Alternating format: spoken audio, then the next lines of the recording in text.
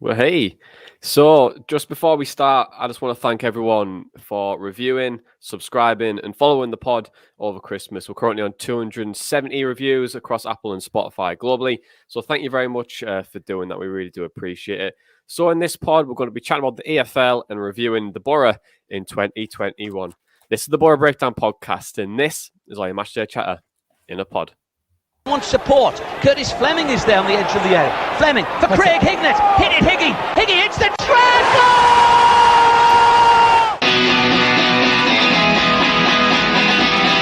Avenelli coming alive again. Janino wants the ball played to him. Avenelli spots out Emerson!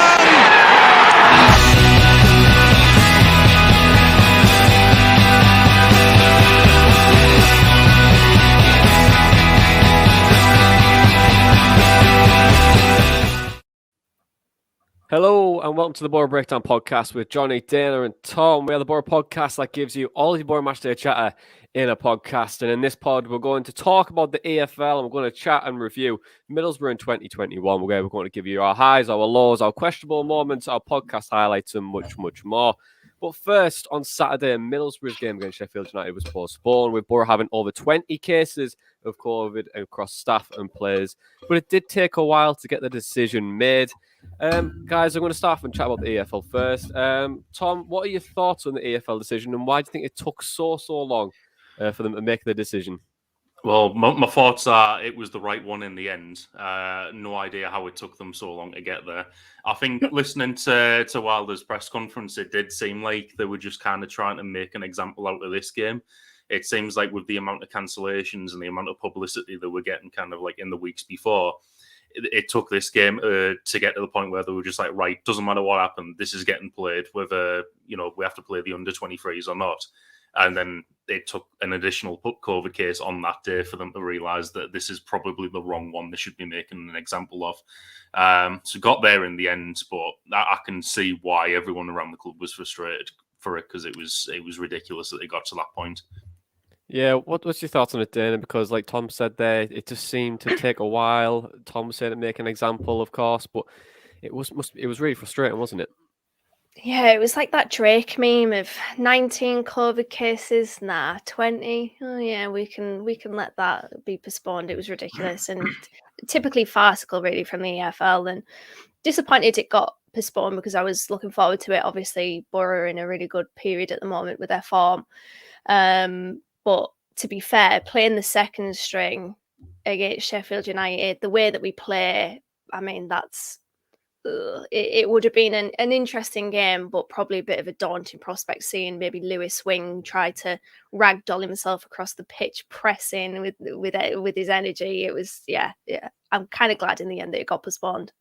Oh, absolutely. Just quickly, I just want to say we're live today, and we're going to have comments across YouTube, Facebook, and Twitter.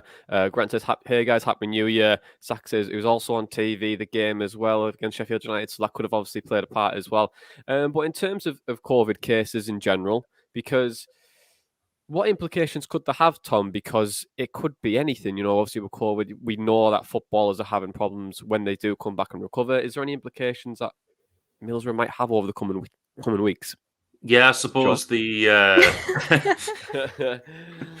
suppose the worries like long COVID and the potential one rescheduled game. Hopefully, like looking at it optimistically, if it's this kind of milder strain that's out at the moment, and most of the squad have got it, then that's getting it out the way in a very short space of time, and we won't hopefully have too many postponements in the future. But then there's the other side of things where it's like, we don't know enough about kind of the long COVID effects of that. So is that going to have an effect on fitness and stuff going forward, which is obviously a vital part of the way we play now. Do you think it might see Middlesbrough be a bit more active in the transfer window, Dana, if Middlesbrough are hindered by the COVID cases? I think we're going to be active in the transfer window anyway, aren't we? We need extra options. We need more meat to the bones. I will say, though, the fact that we have ended December in a really good period of momentum and we're going into it in a really good position in the table, I think that's a massive pull for potential signings, because you think about when Chris Wilder took over, we were 14th. We were dwindling in mid-table. We kind of looked like that was where we were really going to spend the rest of the season, to be honest. So him coming in and changing our form around has been massive, really. So it's a massive pull for players to look at the club and see the position that we're in, see that we're in the playoffs, and we've had a good run of fixtures, a good run of form going into January. I think that is massive for potentially bringing players in. No, absolutely. I think when you're saying there, Dan, around last season, and when you're looking to try and bring players to hopefully sneak in, but now it's kind of like we need to try and establish ourselves in there. But funny enough, Middlesbrough actually acquired a quarter of the points in 2021 in the last 8 games. And 2021 was a mixture of emotions from change from top to bottom. Middlesbrough managed to acquire 70 points, winning 20, drawing 10, losing 20 with a goal difference of -1. Like I was saying there, hilariously, Boro managed to pick up a quarter of those points in the last 8 games under Chris Wilder. But Dana, how would you assess Boro's year as a whole? It's been weird, hasn't it? I think, like you said there was a point where it kind of felt like we were only winning or losing games. You look at the top 6 teams that have accumulated the most points over the period of 2021. We have the most defeats and the least amount of draws, which I think feeds into that narrative of we were kind of inconsistent in the sense that we would only ever win or lose.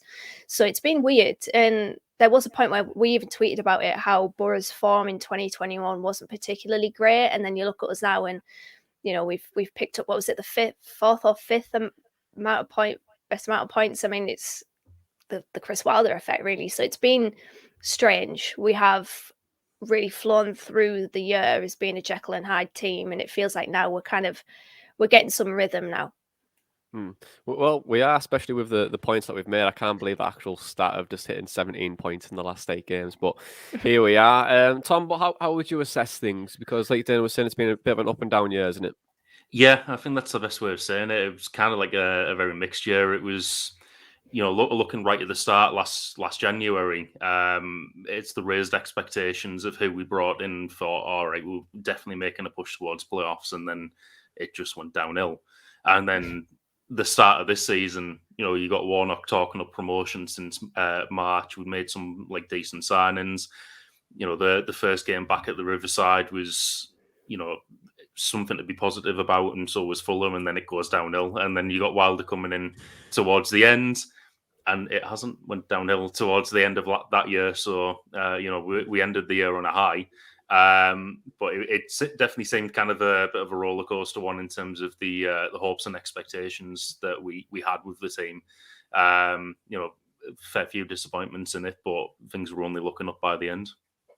Yeah, absolutely. I think if I was to describe the year as well, I think it would probably be a year of change, really. And I think when you look at Middlesbrough from top to bottom, there has been change made from, bringing in the likes of Kieran Scott and potentially Andy Scott as well as head of recruitment. You've also got Chris Wilder in there and whole new background staff.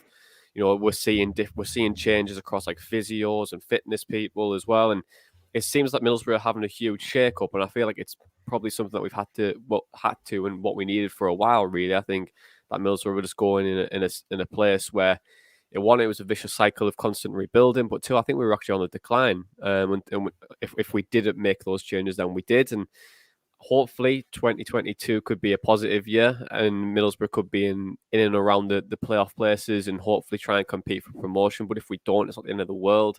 But hopefully we can try and build on the recent success. But I think if where we were, say, a few months ago, it just felt like we were very stagnant and we were trying to get this season over and done with. And I'm quite glad that we pulled the trigger and started to improve. And it's thoroughly deserved, I think, from Chris Wilder. I think he's done a fantastic job so far, and hopefully we can, like I was saying there, keep building on everything that he's been doing. But let's have a quick look at the comments. We've got a comment from Alvaro Negredo, the former Middlesbrough centre forward. Say he's going to listen to it tonight. We've also got Ben Strickland saying Happy New Year to objectively the 12th best podcast and subjectively the best one. Looking forward to listening along during the 2020, 21-22 and 22-23 promotion season. So yeah, big thank you for that. We did hit 12th in the podcast charts this week, so that's our highest peak ever. So thank you very much for doing that, guys. But then also got a question as well. And it says from Rob Fletcher from Facebook, and he says, has Wilder been in charge of the Breakdown Pod with your recent rise up in listener rankings? We've been in and around it, we've been in the 20s, but I think we've had the Chris Wilder effect and being in 12th position, but hopefully we get in that top 10 in the new year. And all the best to Tony Blakemore as well, who commented on YouTube as well. So thanks for commenting there, Tony. But then the next question, guys, it's a bit of a difficult one because I've said in hindsight, being it's a beautiful thing, of course, but if there was a decision you could make and you could make sooner, what would you have chosen? Would it have been to bring you, maybe not bringing the likes of, say, Balassi and Cabano, or would it have been sacking not Wilder, Warnock? Could have been anything. So what would be the decision you could have made sooner? Tom, do you want to go first? Yeah, I think the obvious one is getting Wilder sooner than we did, and probably switching in the summer where, I think that was the point where Warnock kind of like, his contract rolled over and he did get the other year. But I think from what I heard, Wilder was still kind of taking time away from football at that point, so it wasn't possible to get him then, and it only was kind of when we did in the season. And I suppose the other thing might have been if we could have got Kieran Scott sooner and just had a full summer of his recruitment rather than the mixed recruitment we got under Warnock, where it seems like now Ikpeazu is not going to fit into Wilder's system, and he might be getting moved out. There's a couple of other Warnock signings that might be on the way out as well. And I suppose the third one might also be to not sell Sam Morsing, because I feel like he might have done well in that house and role that we've got now. Well, it has made us quite stretched in that position, hasn't it? And appreciate we are linked with other midfielders in the window, of course, and it'll be interesting to see if Boro address that in January. But then Tom's pick 3. What would you go for then in terms of the decisions? Like, you can make as many as you want. Hindsight's a beautiful thing. Oh, it's difficult. I think bringing Kieran Scott in about 5 years ago probably would have been a good a good decision. But I think I agree with everything that Tom said. But I don't mind the way that the season's panned out, in the sense that we've got we got Chris Wilder in now, which I think is a good time. I think we pulled the trigger at the latest possible point, but a good point, obviously, before the December fixtures and then before the window as well. So he has a decent period to be able to get to know the squad and assess the options that he's got, and then add to them and then take options away as well. So I'm not mad at the way that the season's panned out, to be honest. Although at the time, especially after that Reading game, I was thinking, good God, get Warnock gone. But we did it in the end. So I think that change from Warnock to Wilder is such a good move. I described it in one of my blogs as a power move, and I completely echo that again. I think that is probably one of the best decisions we've made in a long, long time. I would absolutely agree. I think, to put it bluntly, I think Warnock needed to go for Middlesbrough to flourish with a new project in a new system. I think it was a weird one, really, isn't it? Because Middlesbrough, like, you could have went the whole season and been quite stagnant, and you could have just let Warnock see out his contract. Middlesbrough probably would have finished 10, like maybe 12 to 14th, maybe. I probably couldn't see it maybe a bit higher than that. And then we've obviously made those changes now, and then I'm quite glad we made the change as well, because if we went at the January window, Warnock's wanting to bring in more bodies that are similar to his style, and his style, it's very much one way or no way. So of course it's quite a fixed mindset and system, because he only wants to play one way. So then we would have had that whole transitional period again, rebuilding. And I think that the decision to probably get rid and bring Wilder in is probably a great decision. Could have done it sooner, probably. I think Warnock deserved time, a little bit more time. But then obviously when it was clear that we weren't going to hit our targets this season, it was good that we made the decision. I would probably say for mine, I'd probably go with the Kieran Scott thing as well. Then I think I said on that blog I wrote in April around Middlesbrough trying to hopefully bring in someone like that. And it helps Gibson make much better footballing decisions, or takes Gibson out the line of those, and takes Neil Bowser out the lines of those as well. And bringing someone who knows the game inside out and had success with Burnley and Norwich, it just makes sense to have someone in to hopefully make those right decisions. And we've got a question from Tony Blakemore from YouTube, and he says, is it a mistake in not bringing Jed Spence back from loan? So we'll answer that now before we move into Boro's player of the year for the podcast. Jed Spence, of course, he did put a tweet out and saying that he was happy for the next 6 months, assuming it was Nottingham Forest. And then, of course, it was confirmed that he is going to be staying there. Good move all around, Tom. Are you happy? Are you pretty much happy with Jed staying away, or is it a mistake?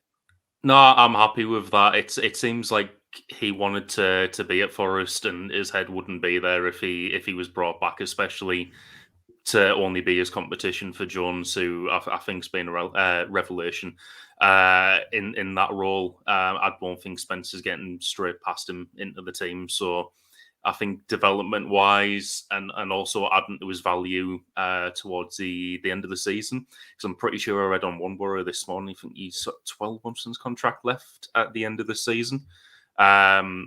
So, if he's only adding value from playing at Forest, then that could potentially be a decent transfer fee at the end of the season and more money to reinvest in the team and the system we have now as well. I'd be intrigued to see if we had like some sort of extension to Jed's contract, maybe have like an optional another 12 months, because if we were able to do that, we'd probably be able to get more money for him probably in the summer if he was to choose to leave. But Dana, what's your thoughts on it as well? Because we nearly had that table at Manjaro's booked. We're nearly celebrating in the streets. What's your thoughts? Jed Spence not coming back, mistake, or are you happy with it? Well, it's a potential mistake. It's a risk, isn't it? Because Forest are at present a promotion rival. I'm assuming that Boro are banking on taking that risk and hoping that Forest will drop off. I did tweet to you, I wonder when that arc of a loan player getting their deal extended to becoming a loan flop will happen, because we've seen it. We have seen it many a time. I remember when Ken Omaru came back, and his second spell was definitely not as good as his first, nowhere near actually. So it'll be interesting sorry, to see how he develops now. It's all that crave I've eaten. I'm choking on it now. Two of us have choked on this podcast. It's only time to go now. Just for context, I have a bowl of crave and I didn't finish it before we started, so I was trying to rush eating it, and anyway, it didn't go well, so I'll revisit that later. But what was the question? Yeah, Jed, it's a risk, but I think I do kind of get what Tom's saying there, that his head might not necessarily be in it back at Middlesbrough, because you got to think, before he went away to Forest, he wasn't really having a great time at Boro, was he? Fans getting on his back, giving him a bit of stick. It was the boo boy, wasn't he? So yeah, I can I understand why he's stayed at Forest. Yeah, it became a bit of a Neil Warnock scapegoat as well, didn't he? Which was quite hard for him, I think. But just before I put a comment about Jed, I just wanted to shout out to Smog James, who's listening in Brisbane, Australia. It says congrats on a brilliant podcast. Just want to say shout out to our Australian listeners, by the way, because the reviews we've got over there is like there's 25-star reviews on that podcast.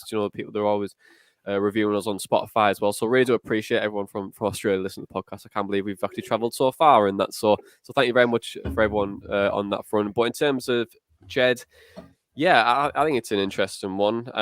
You were saying there, Dana, around having that completion syndrome, and trying to he's achieved his goal really to try and play regular football. He's enjoying it there. Would we see a dip? And for me, I think, like Tom was alluding to there, he's only going to be increasing his value more. If Boro have an extension clause on his contract for another 12 months, then we're going to get potentially more money for him. And if he comes back in the summer and we can't get a move for him, then we've got a good right back there. I think Jed's a really good talent. I've always thought it. It's never been a form thing. We've said on this podcast numerous times, and he also had the Manjaros, banner going across the stadium. So I think he's a good player. I think he just needed a bit of love and some game time at Forest, and I think he's getting that now. I think he's doing really, really well there. And, of course, it is that risk that Nottingham Forest could potentially overtake Middlesbrough in those playoff places. But I think you shouldn't really look at that. I think Middlesbrough can only do what they can do, and that's focus on winning games. If they can win the games, we won't have any problems. And I think we're a much better side than Forest anyway. But it's interesting. I think it's an interesting move. But I think Jed going and staying on loan is a good move all around for everyone. I think Jed needs it. But the club in Forest, they need a good quality right back. Boro want him to increase his value. I think it's a good move all around, and I think he should stay there for the remainder of the season. If we do sell him, then we sell him. It's at the end of the day, you want players that want to be here, and if Jed did want to be here, then that's absolutely cool. No one's bothered about that. So, end of the day, I'm happy with it. So let's move on then to the player of 2021, because we do love given these players the praise in place now. And I kind of want to add another question in there a little bit later on. I want to go shit house of the year. So we'll probably add that in a little bit later on. But Boro player of 2021. Just before I go, that Zach Buckley's give a comment saying a lot of our fans were harsh on Jed. He showed what ability he had under Woodgate. So I think a lot of our fans should have laid off him for blaming him.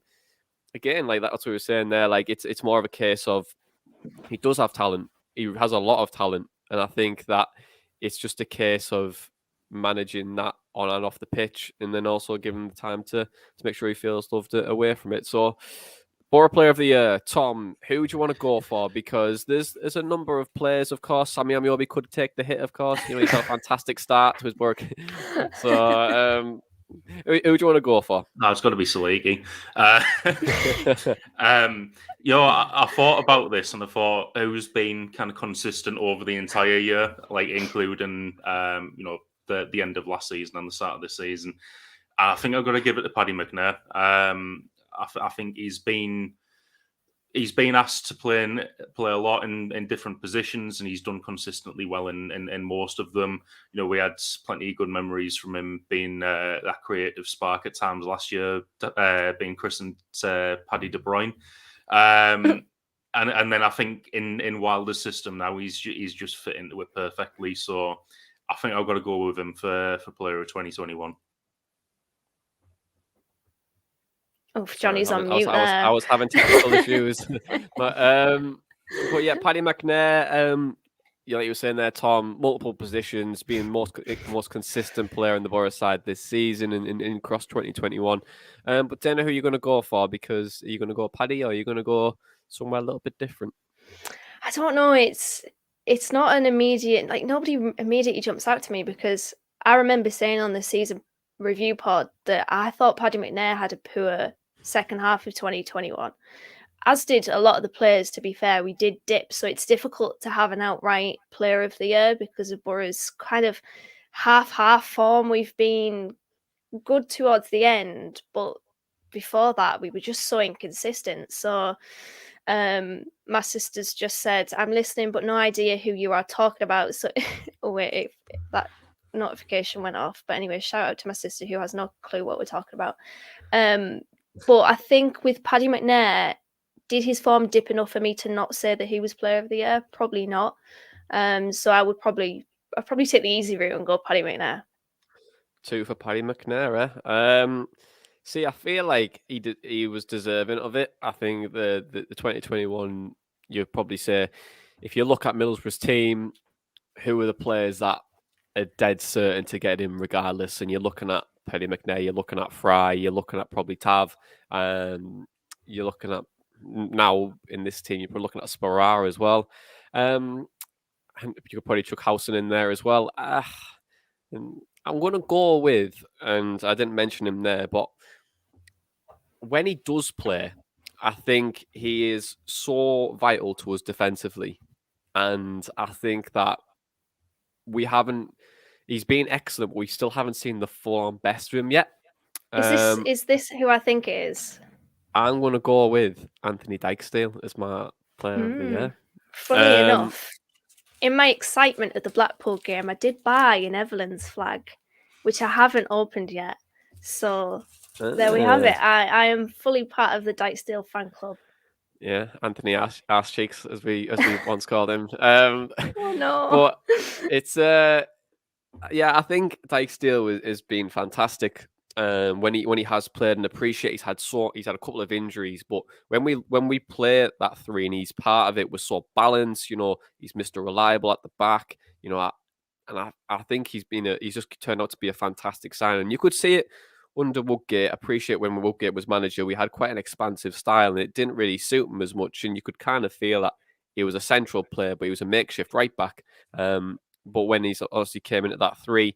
He's looked really good, and I can't praise him enough, really, Anthony Dijksteel. I think he's a fantastic footballer. But I think Paddy McNair should get all the plaudits. I think he's absolutely superb. But for me, Anthony Dijksteel gets the crown for Boro Player of the Year. And there we go with the Netherlands flag for you, Dana, for Anthony Dijksteel. And I wasn't drunk when I bought this. I'm surprised by that. I'm surprised by that. But before we move on to best transfer of 2021, Ben Strickland, the king of the transfer thread, he says Piero's best role under Wilder, maybe not trusted in the midfield three, had a cameo as one of the two forwards a few games ago. Also very excited about O'Reilly links, but he's surely off to Swansea. So best role for Pierre under Wilder, Tom? What do you think? I think it's probably the role Crooks is currently in, but you can't drop Crooks on current form. So like I said on the last podcast, I think Piero's just gonna have to wait for his chance and take it when it comes. But I believe that if you're looking at it as a depth chart, he's currently under Crooks in that position on the right of the three. I thought you said death chart there, Tom. I was like, what? I'm glad you didn't. I was going to say, I took a really dark turn, didn't it? It's a really dark turn. Dana O'Reilly has been linked, of course. Obviously, a few players are going to be mentioned in the transfer window, but it's an exciting link. But what do you think? Yeah, I would love Matt O'Reilly here. I really would. A player that is undoubtedly one of the best in League One, but it's a case of where does he fit, really, because he's not a number 6, and I think that is the position in midfield that we definitely need to improve the most or add depth to.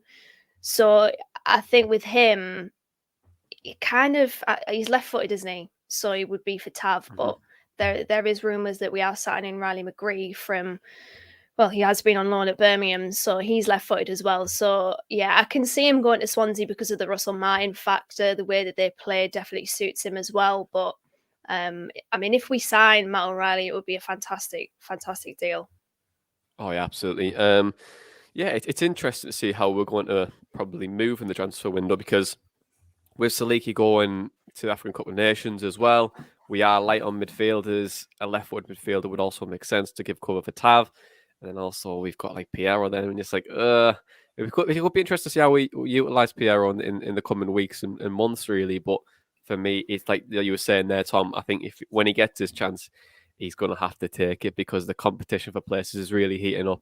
But let's talk about transfers then, because surely Piero was definitely the most exciting transfer of the window. Everyone went absolutely crazy for it. But what do you think Middlesbrough's best bit of business was this year, in the last year of 2021? Dan, I'll go with you. What do you think? Good old Matt Crooks, the tree. It has to be. I think the thing with Matt Crooks is there's a bit of a misguided perception of the type of player that he is, because you look at his size and you immediately think that he's just a lump up front ready to flick aerial duels on and things like that. And of course, that is part of his game, because why wouldn't you harness one of his strengths, which is his height? And I fell into the trap of thinking that, but he's so different to that. He's good on the ball. He's got great vision. He's got great creativity. He's pretty mobile as well. He presses incredibly well. And for somebody that came in with such little hype, I think he's definitely in the conversation for our best player of the season. So you're going to go with Matt Crooks. And also, this is open to the streams as well. So if you want to give us your player of the year and also transfer of the year of 2021, please get them in the comments and we'll read them out on the pod. But Tom, who are you going to go for? Matt Crooks has obviously got the mention there, but are you thinking somewhere else? No, I agree that it's Matt Crooks. I think I agree with what Dana said, where he does look like the type of player where you're just going to lump it up to him and expect him to win it in the air. But I noticed in the Bristol City game kind of straight away the type of link-up play he was having with Jones on the left side, I think it was, on that game. And he's only just improved since then, really. I think even when Wilders came in, he's fitting into that system extremely well. Like Dennis said, he's came in with a little hype. It was a low transfer fee, so hopefully long term it's going to be that type of George Friend signing where he's going to prove tremendous value for money.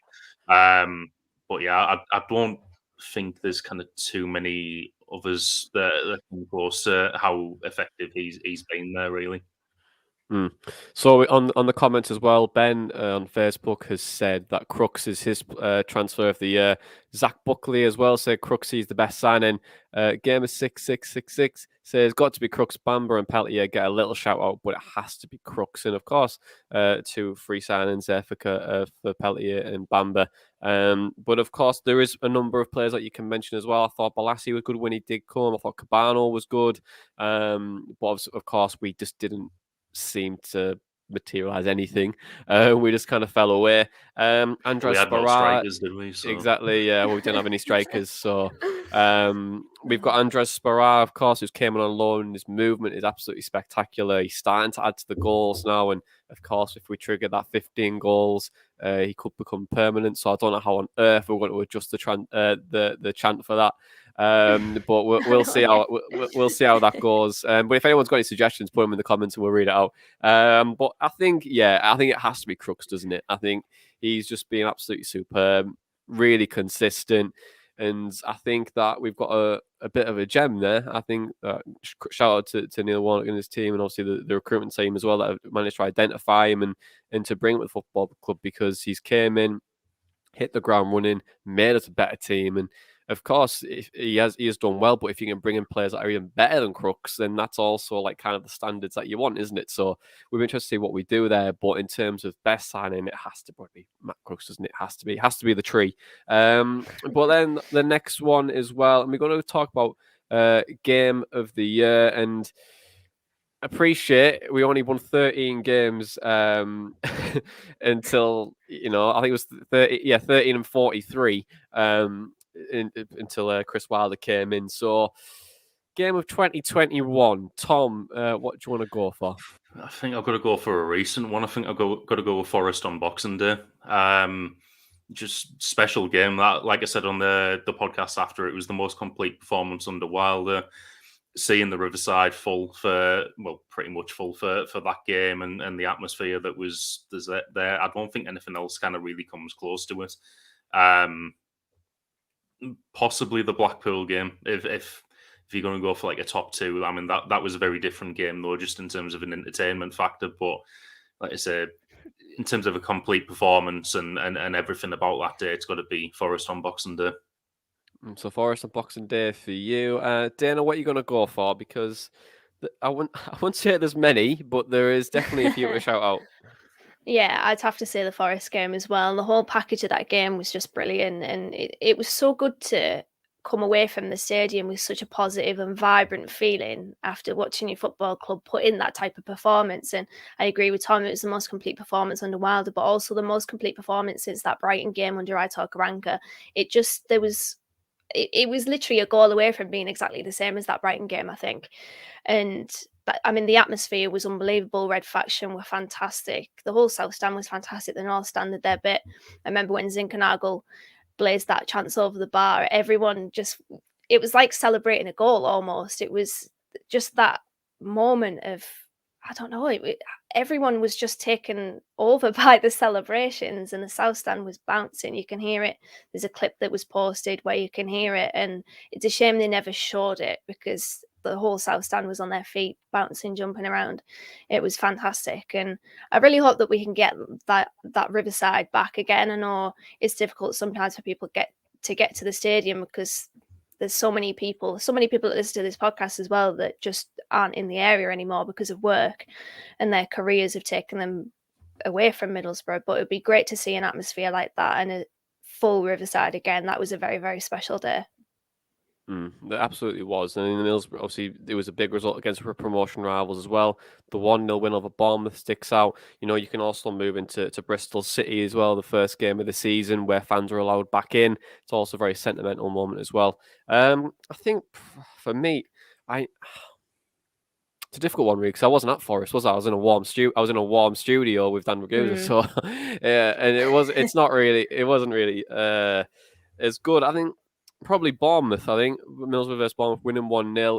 It showed that this could be a team that we're wanting to build something with. We're looking to building a steal in this side. We're beating a promotion rival. We pretty much snuffed out every attack that they tried to make, and we're able to cling on. So could probably be my game of the season. I think it was very much a complete performance wise. So even though I was watching it, it has to be Forest, surely. But I was just in a different place to watch it than normal. Moment of 20. Oh, actually, no. We'll go to Shithouse of the Year. I think we'll go for. But before we go to Shithouse of the Year, Zach Buckley did say he's Slovenian. He scores 15 goals a season. So that could potentially be That's a good one. the one we've got for that. But let's quickly see if we can get a bit of an overlay on the go for this one. Oh, no, it's took us off. But here's Shithouse Island, the island of plenty of shithouses for Middlesbrough Football Club. And also Willow Full for Pintners on there, which is a lovely little take from the David Wheater podcast we had. So, Shithouse Player of the Year. Who we going to go for? And of course, he doesn't have to be on the island just yet, but we could put him on there if they win the Shithouse of the Year. So, Dana, who do you want to go for? Shithouse of the Year. It's between Crooks and Tav for me, because both of those, you've seen Tav a few times shushing the home supporters and the Barnsley fans when we scored against them, but also Crooks recently against Blackpool, giving it the big into their home fans. I think Crooks just about gets it. And also brilliant to see him go after Richard Keogh as well, because if anyone has listened to this podcast, you know how much I hate Derby County.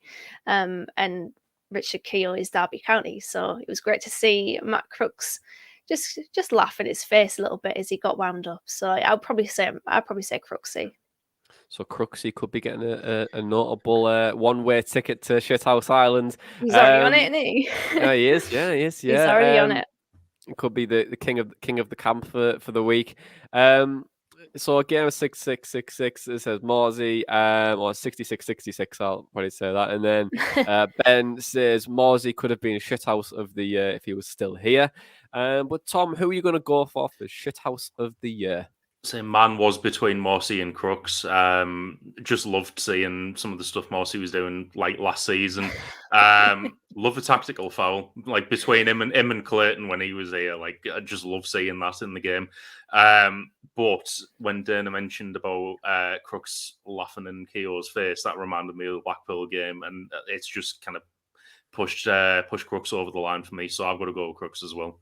I thought that was a great moment. Yeah, I also want Crooksy as well. Crooksy is absolutely sweeping up the awards already in this review show.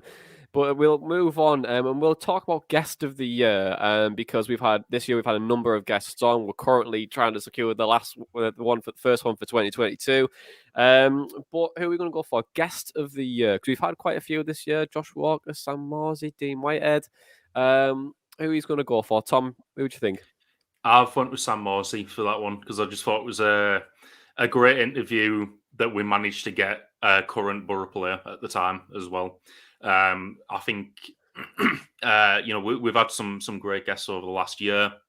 Really enjoyed the David Wheater pod and the Josh Walker one, but I just think getting a current Boro player was just such a coup for us and just kind of shows how far we've come in the last year. So I've got to go with that one.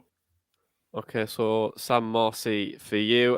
Dana, who are you going to go for then? The Guest of the Year? It has to be Josh Walker. That podcast is just my favourite one yet. He was so open and honest and some great recollections of his career. And we could have spoken to him for another hour, but for the time and his kids were in the front room, I think, waiting to be put to bed. So, yeah, that was a really good episode. If anyone hasn't listened to it, please do because it's a fantastic listen, I think. If I do say so myself. Yeah, it's a podcast that's underrated, isn't it? Because I appreciate with Josh, like he had so much potential to be a really really top player, and appreciate injuries have played the part in that. But I think it was a really interesting story around it, and I think that it's a really good podcast to listen to. I think there's been quite a few this year. I think obviously the Morsey one gets a really good mention.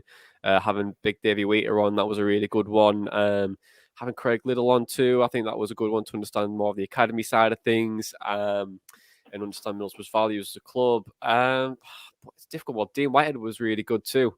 That's a tough one this year. I didn't write one down. I thought, you know what, it'll just come with me on the podcast. I think if we get this person on for the first one for 2022, that'll probably instantly become one of my favourites. But for me, I'm going to go with Sam Morsy, I think. Yeah, I think Morsy was a really good one. Really open, really good to have a chat with him, both on and off air. And obviously, it was a major coup to get a Boro player on. And of course, we want to work with Boro as closely as we can. But appreciate, obviously, things can fluctuate with that and can be quite difficult. But yeah, I think Morsy for me was really good. A really, really good podcast. And hopefully we get more players on in the new year that are currently playing for us. But moment of 2021, because like I was saying, it's been a bit of an up and down, topsy-turvy year. But what's your favourite moment of 2021, Dana? I'm going to go a little bit left field and say Conor Malley's debut against Rotherham, because I mean, he came from nowhere, didn't he? He got his opportunity because of Grant Hall's injury, thanks to Matt Cruggs. But he looked so calm and composed to the ball, and you wouldn't have thought it was his debut. He looked so fearless. He was always looking for the killer pass, some really good dribbles. He tried to create a lot, and to be fair, he created a few chances as well. 81% passing accuracy, 2 key passes, 3 tackles, 1 interception. He, of course, got Sky Sports Man of the Match that game. And it's really good to see these players break through and have their breakthrough moment. Shout out to Hayden Hackney as well against Brentford, I think almost a year ago, maybe next week. It's good to see. It's good to see these players get their opportunity and take it. And we've seen it with Isaiah Jones this year, but I think Conor Malley's debut was definitely standout. And hopefully we can see him a little bit more. Maybe the Mansfield game, but if not, hopefully he gets a good loan and has a good career. Are you surprised that we haven't seen much of Conor Malley at all since that debut? I mean, they did make a Warnock Rejects Ultimate Team, not Pro Club, sorry. So I mean, Was probably he in that? did. I don't think he was in that. Are you sure? I think it was Burrell. I can't remember who else back. Was it Conor Malley? Fullerin in it? I think so. Fullerin was in it, yeah, and Warnock's Rejects. after VAR check it. I mean, if anyone's on the socials now can find that for us, that'd be absolutely perfect. But Conor Malley debut was a really good one. Tom, what are you going to go for? I'm going to go for the obvious one and say being back at the Riverside against Bristol. I think after so much time out, it just felt completely surreal as a day just to be back, and it was almost kind of like, obviously COVID's not over, but it was almost like a celebration, like, you know, we're back. But I also do have an honourable mention to add to that, and that is trying the chips and curry that you two were on about for so long. Banging. Absolutely so banging. Good. So good. I'm telling you, it's a really good chip pan. You know, I miss that now. I miss going, but I'm trying to think of what I could potentially go for here, because there's quite a few ones. I think I'm gonna go with Josh Corbin header against Sheffield Wednesday, and that was his first goal for Boro, wasn't it? And it's always good to see a youth player come through, score, and then like have that. And I'm happy for him because he didn't break his nose like Danny Graham did. But I think Josh Corbin was a really, really good moment. It was kind of like everyone was just so happy for him, weren't they? And I think it was a time where appreciate we're out the stadium as well, and you kind of want that feel good factor. And I think that was definitely one of them. And I thought he did very, very well under Warnock, and it's a surprise that he hasn't really got much of a look under Wilder, but it's kind of not his style, is it? So, but he's still a very, very young player. I think he'll go out on loan. I think he'll make something out of himself on his loan spell. Maybe we go to Queen of the South, because it seems like everyone starts to do well when they go to Queen of the South. Got something in the water up there, haven't there? So up the Dune Hammers. Up the Dune Hammers. But we'll go for best podcast moment of the year, because we have some fantastic moments on this pod week in, week out. Some things that we have heard, some things that we haven't, just for obvious reasons, and embarrassing moments. But we'll go for best podcast moment of the year. Dana, what's yours? Can I play it? You can play it, yeah. You can. Right. Roll the clip. Okay, Dave, we'll come back to you in a second. Then, Tom, it was a bit of a shambles of a decision, wasn't it? I mean, it's more than a bit of a shambles. I said previously, like, I wouldn't even wish him on Northern League. I think what he needs to do is find a profession where he doesn't need to use his eyes, because he's clearly not very good at that. Like, both times, I mean, Saville clearly got the ball for me yesterday. I've yet to see a replay angle where he didn't get the ball. And both times, the disallowed goal and that, the ball clearly changes direction. Now, if that's happened, how has that happened without him even touching the ball? I mean, he had the decision right at first, given the corner, and then it was just absolute nonsense to change his mind. Like, yeah, just find a job where you don't have to use your eyes, work in the dark or something, because you're not good at refereeing. I feel like this has gone Boro fan TV. Work in the dark. Oh, That's a love corker. Absolute corker. it. Absolute lockdown hairs as well. Tom, you were Yeah. fuming. I know. Say, Tom looking like... absolutely unleashed me in a true Geordie there, because I looked like him as well, that lockdown haircut. Yeah. Missing the beard. But... True Geordie / Randy Orton. That's what it was like. That's skinhead. But yeah, Tom, you were very angry on that decision, and rightly so. I still don't think it was a penalty. Neither. You can get your own back on. You can get your own back on Dana now if you want. What's your best podcast moment? I was just going to say one of the interviews that we had. I was going to say the Josh Walker interview. I thought that was one of my favourite points over the last year. Like Dana said earlier, we could have talked to him for another hour. It was come off that interview thinking that is probably the best interview I've ever done. Yeah. See, you were very nice there, Dana. You were very nice. You could have went anywhere. You could have done Benjamin Button. You could have been out. Yeah. It could have been anything. I could have done the time that I absolutely stat padded Tav only for him to drop an absolute 0 out of 10 against Luton.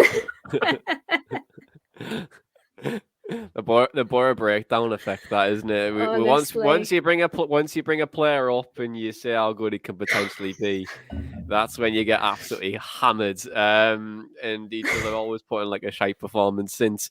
But I think with the best podcast moment of the year, I think we've had a really, really good year in terms of like growth and also people reviewing and following us, and obviously the charting. Appreciate it's 2022 now when we got charted for the 12th, but it was really, really good. But we have some fantastic outtakes as well, don't we? And I think we can't. We do, and we do keep some of them in. And of course, we have like what you have for breakfast every week, just to make sure our mics are working. And the Benjamin Button one was an absolute corker the other week. Poor Ben. I know it. I'm struggling. I'm proper struggling. I'm gonna go with. I'll probably go for the Morsey pod. I think just at the time we absolutely loved him, and I think to get him on, yeah, I was absolutely spot on. It was absolutely spot on. But hopefully we get more on in the future. And if anyone has any best podcast moments or highlights, just let them in the comments, and we'll read them out just before we go off. But one final question from me for the podcast, and it's: what are you looking forward to in 2022? And then secondly, what would success be like to you? And that could be both podcast and Middlesbrough wise as well. But Tom, what are you looking forward to in 2022? Seeing the current squad evolve. I think this January is going to be crucial to that. I'm interested to see who we add and kind of who fits into the system. And then obviously in the summer we'll build on it even further as well. I think there's a good feel-good factor around the club at the moment, and I'm getting the kind of vibes like we had under Karanka, where we were going to selling out away allocations constantly, and there was that link between the fans and the players and the staff. I'm looking forward to seeing more of the same for that. In terms of what would success be, I mean, obviously finishing anywhere from 1st to 8th this season, even though I don't think top 2 is achievable. But we finished 10th last season. I'd like to see us finish more than one place above where we did. Ideally, I'd like to see us in the playoffs, because who doesn't love a good playoff campaign? And then after that, for next season, just building on that even further. Absolutely. And if there's one man that can break the playoff curse, it's Chris Wilder, right? Well, you'd like to hope. Yeah, you never know. But Dana, what are you going to go for then? Because 2022, what are you looking forward to, and then what would success be like for you? I completely agree with what Tom said there. Just seeing the team progress and just going to the next game. I really want to go to the next game. I was really excited for the Sheffield United game, but unfortunately, obviously, that was postponed. So just seeing this team grow and improve, and as Tom said, evolve, because at the moment there's such a buzz to go and watch Boro, and yeah, just want to see the next game, to be honest. So I'm looking forward to that. And what would success be? Just to look back at the end of the season and be happy with the football club, because we've had a few seasons there where I've looked back and it's been a bit of a bloom being deflated of, oh, well, this could have been, that could have been. And there could still be a, well, what if this season? But it's good to know that we're playing good football. And as I said on the last pod, it's good to feel good about your football club. And this is probably the best I've felt about Boro in a long time. Hence why I bought that Dutch flag, because I'm getting carried away. I mean, no, I'm not carried away, but I'm getting really, really excited and really happy. And there's no feeling that can really replicate that, to be honest. To feel happy about your football club is something very special. So, yeah, I just want to look back at the end of the season and feel happy about Boro. Well, some good things there, and obviously with the Dutch flag there, we've had some great Dutch players over the last few years. I'm thinking Zenden, De Roon, George Boateng, Anthony Dijksteel now.